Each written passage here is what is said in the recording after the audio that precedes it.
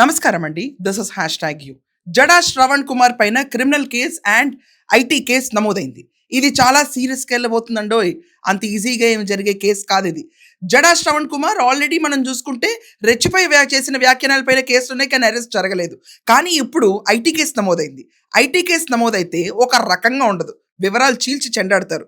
జడా శ్రవణ్ కుమార్ ఆస్తి వివరాలకు వస్తే మనం ఒకసారి చూసుకుంటే 2016లో 6,74,000 సబ్మిట్ చేశాడు. అతనికి అంతే ఉందంట ఆదాయం. తర్వాత 2017లో 7,00,000, 2018లో 8,58,000, 2024లో 23 లక్షల అసెట్స్ చూపించాడు. ఇది కాకుండా ఒక ఇంటర్వ్యూలో ఇస్తా అతను క్లియర్గా చెప్పాడు, 5,000 కేసులు పోరాడాను నేను, నాకు కేసుకి 70 నుంచి 80 లక్షలు ఇస్తారు సుప్రీంకోర్టులో ఆర్గ్యూ చేస్తే అన్నాడు. ఎక్కడా పొంతన లేదు. ఆఖరికి అతను గడిచిన ఎన్నికలకు ముందు 4 ఏళ్లకు ముందు ఏ ఐటీ రిటర్న్ సబ్మిట్ చేయలేదు. జై భీమ్ పార్టీ అవనండి, అతనుకున్న పార్టీస్ అవనండి, ఆ పార్టీ ఫండ్ అంతా కూడా మిస్యూజ్ చేశాడని చెప్పి at the same time IT submit చేయలేదని, వాళ్ళ వైఫ్ అయితే హోమ్ మేకర్, ఆవిడ పేరు మీద 2 ద్విచక్ర వాహనాలు, దాని తర్వాత 1 4-వీలర్, ఇది కాకుండా గన్నవరం మండలంలో ఒక ల్యాండ్, ఇవన్నీ ఎక్కడి నుంచి కొన్నాడని చెప్పి ఇతని పైన ఇన్కమ్ ట్యాక్స్ కేసు నమోదైంది.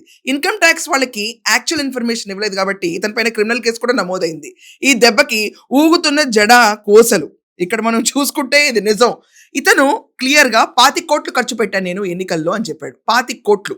జగన్మోహన్ రెడ్డి వ్యతిరేకించి అప్పట్లో 25 కోట్లు ఖర్చు పెట్టాడు. ఆ 25 కోట్లు ఎక్కడి నుంచి వచ్చినాయో ఎవరికి అర్థం కావట్లేదు. అప్పటికీ యాంకర్ అడిగాడు, ఆ ఇంటర్వ్యూ చేసి ఆయన అడిగారు, ఏమనంటే ఏమండి మీరు వేసుకునే కోట్లు అంటే, లేదండి 25 కోట్లు అన్నాడు.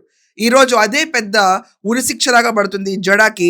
ఉరిశిక్ష అంటే రియల్ ఉరిశిక్ష కాదండి, మెడకు చుట్టుకుందని నా ఉద్దేశం. సో ఈ జడా పైన ఇప్పుడు income tax and criminal case నమోదైంది.